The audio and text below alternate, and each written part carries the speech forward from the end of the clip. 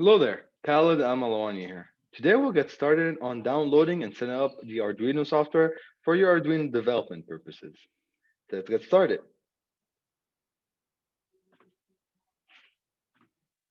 First thing we're going to do here is just open your browser and searching for Arduino on Google.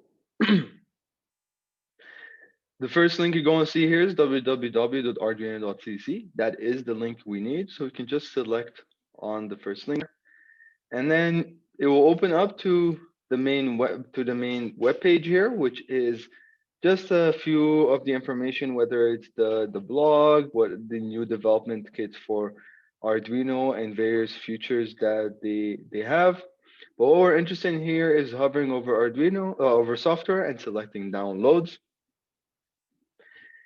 And then the good thing about Arduino is that it is cross-platform. That means it works on Windows, Linux, and Mac OS. So depending on the device you have, you can just select on the various options here. Now I have a Windows machine, so I will be selecting one of the Windows options here. Now for Windows, this is the first link here. We download the exe file, the executable file. The second here will be the zip file, and the third will be the Windows app. Now the two options that I would recommend is either downloaded the exe file or the window or from the Windows app. However, for in my case, the Windows app did not work with me, so I would just select the Windows exe file here, and then I can just select just download. And then the Arduino software is a pretty small software. It doesn't take too much space on your computer. So it will be fairly quick here.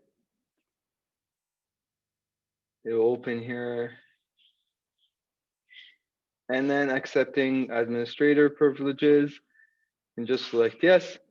And then you see here the executable file. Now, the first thing you're going to do is just read through the license agreement, look through it, see if you what you want to read and what you don't want to read, and then you can just select I agree. And then the components you need to install here, if you have a Windows machine, you do need to install the USB driver that will allow you to be able to connect any of your Arduino microcontrollers on your computer. And then you can either create a start menu or a desktop shortcut. That is your choice. And what this will allow you, what I'll do is just to have a shortcut. So as the name implies, so you can easily click on it. And the associate INO files, that's not a big deal. So you may or may not select it. Then we can press next here. As you can see, it doesn't take a lot of space on your computer. It's quite small. The destination folder, if you do want to change it, you can, but I recommend you just leave it as the default pathway here. And then we can just select install. If you do want to see what it is downloading, you can just show details here. It is fairly quick though.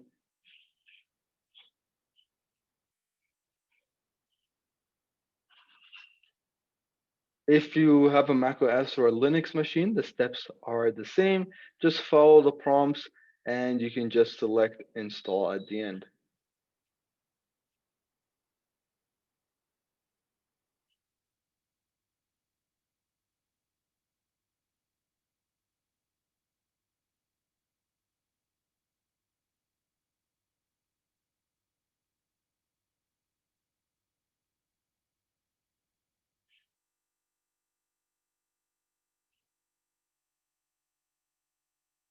And it is complete. So all you can do next here is just select close. Now to open the Arduino software, you can, if you did select the desktop shortcut, you can just select on Arduino. If you did not, you can search it up and it will show up here. Now we can just open it.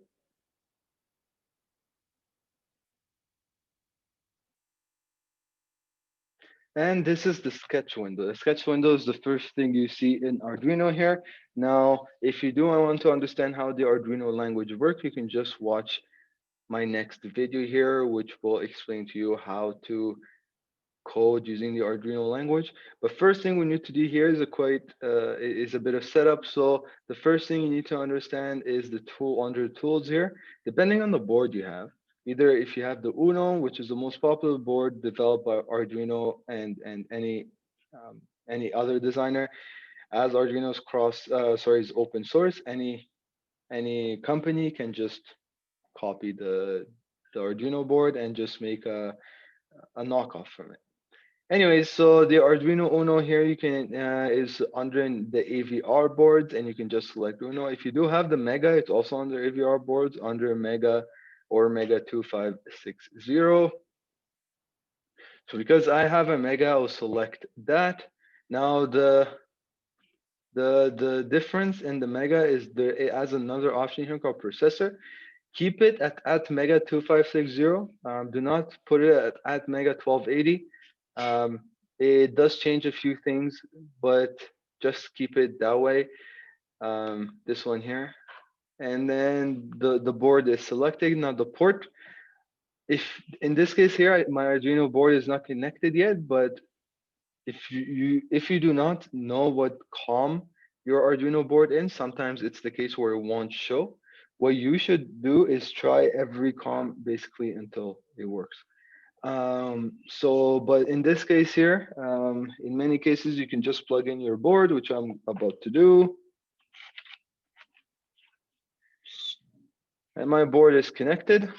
And if I just select tools, port, I will see COM3 for the Arduino Mega or Mega 2560.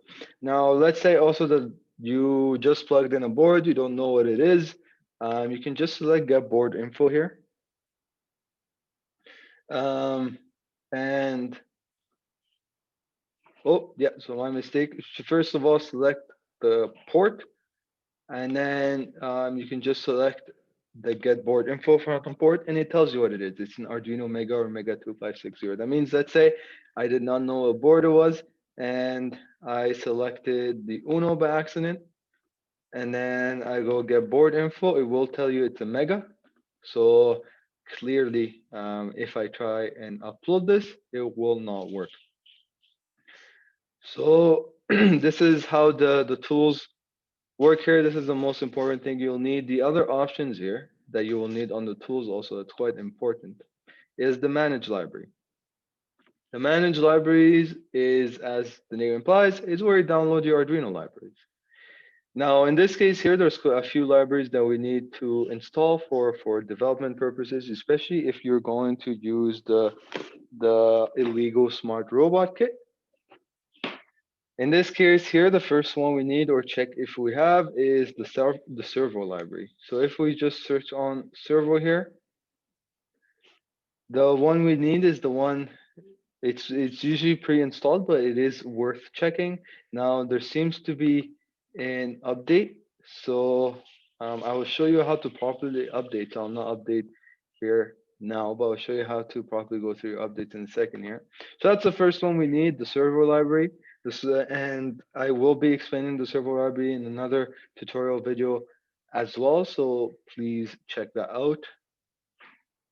Another library we're going to need is the MPU 65050, MPU 6050, and we want the one developed by Electronic Cats. So the MPU 6050 by Electronic Cats, we can just select install.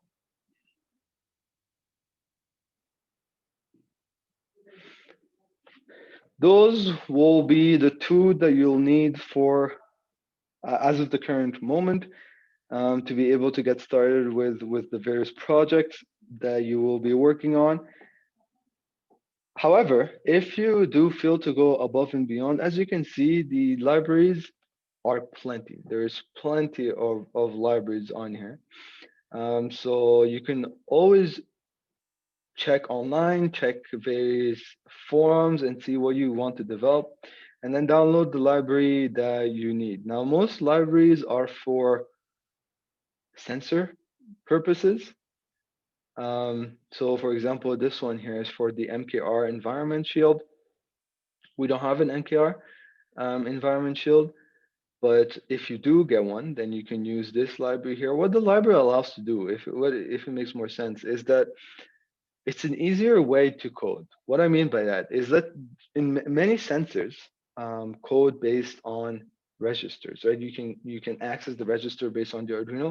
Now it's harder to read. What the library allows you to do is you can just write simple English commands that would do exactly what you did if you programmed using registers. So that's what a library does, and that's why it makes it so much easier. That's why you need to download your various libraries. Now, how to update your libraries? Usually, when you have an update on your library, which if you saw, it popped up on the bottom left here, but it is a good idea to always go on Library Manager and just go on Updatable, and then you can select that. As you can see here, our Silver library requires an update. We can select this, and then the Adafruit circuit playground. Now you don't have an Adafruit circuit, and if you do, then you can update it. Now you might as well update it. These are pre-installed with your Arduino. Those were the Arduino INO files that were installed when we were going through our installations. So you may choose to update it or not. Now it won't be necessary for our current needs, but you know I don't really personally I don't like seeing stuff that requires update. I don't update them, so I will just go ahead and update it. I do not want to install all of this, so I'll just install the Adafruit circuit playground only.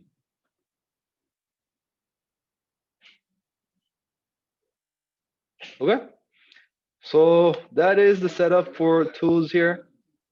Now, a few things as well to do is go on File, and then we go on Preferences, and then under Preferences here we can just see various options that we need. Something that I really like to have is the line numbers. That is nice to have. And then if you think this font is too small, you can just increase the font here. Um, and then do not play with the language. The language we will be writing in English. So if you do that, that will change the things that you're doing. Now there is various themes that you can install. In this case, there's only the default theme. And then for the compiler warnings, I, s- you can usually select none. It won't give you too many warnings, and it's not too many text. You can also select all if you want to see all of them. It doesn't change much if you have a serial error, if you have a syntax error, sorry, or a serial where you're not plugged in properly, or you have the Bluetooth plugged in on your serial, which we will talk about later. Then those will all give you errors that you will see even if you selected none. The only time you'll need all is if you really want to go deeper and see what the errors are. So this is the things you can check out the preferences more if you would like. The sketchbook location is the default saving pathway for your Arduino sketches. You can also change that if you like. Now we can just select OK here. So as you can see, the line numbers are now shown.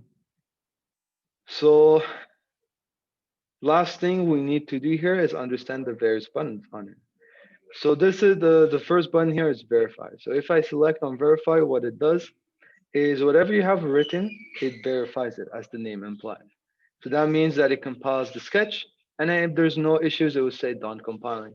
But let's say I do make a mistake on purpose, and we will talk more about this on the the development using the when we teach about the Arduino language. Let's say I do a common mistake and forget the semicolon at the end here. If you do have anything written that is not the default, the first thing it's going to do is to say to save the sketch. Now, to save the sketch, you can save it in anywhere you want. The default, as I mentioned, is the Arduino sketch under your documents in the Windows machine. In the Mac OS, it will also be a certain location that will be defaulted to. And you can just name it whatever you want. We can call it serial test for that one. But depending on what you're developing, just make sure that the name is clear to you. So if you ever go back and check it, you know what it is. just by the name. And we can just go ahead and press save. If you did select verify, it will verify right away. And as you can see, the errors are quite straightforward. So it says here expected a semicolon before bracket here. So before line 4, you expect a semicolon. And if we press verify, that will fix it. Now, if you do have a board handy and it is connected to your computer, you can select upload. If you do that, it will, after it completes the sketching, it will say uploading. And what it does here is it uploads the code to the to the board here. Now, it usually does not take that long, but there is a an error during your sketch, then this will show up. Now, there is an error during my sketch, during my upload, which I forgot to remove the Bluetooth communication, and that is the area you're going to see if you have that. And as you can see, it's fairly quick. Next button we're going to see here is the new button. So if you select that, it opens a new sketch folder. And then there is also open. So the open, if you select that, it will tell you which. Usually there's a recents right before between the two lines here. There's the recent sketches that you have. You can also open various libraries if various files in your libraries. You also have the example codes, and these are pre-installed also with your INO when you selected the INO. So whether you want to check what Blink is, it will open the code for Blink, which all it does is the pre-installed software when you buy any Arduino board, and what it does is just blinks the LED, the onboard LED, the yellow or orange LED, depending on the board you have, that just keeps blinking every second. So that's the default blink. You can also access that by going to File Examples, and you will see all of them. There is also, if you download any library, there's also examples that come with the library. So such as the custom libraries you see down here for the servo, the MPU. If you download boards as well, you will see the various examples for the actual board, and then you can see examples for any board as well as just the normal built-in examples in here. So this is what you'll need from these here. This is the save button. So all it does is save. You can also do Control S or Command S. And then finally, we have the serial monitor. The serial monitor is an important thing that the Arduino software includes with your download. And that allows you to have serial communication between your board and your computer. No, having noting that, you can use any serial monitor you want, whether it's TerraTerm or the Arduino one. They will both do the same thing. Now, the Arduino one is handy because you can just with one select of a button on your Arduino sketch, you can open it. So that's the setup and the download of the Arduino software. It's also a quick overview of the Arduino software. So yeah, so stay tuned to my next video where I'll be explaining how to write and use the Arduino language.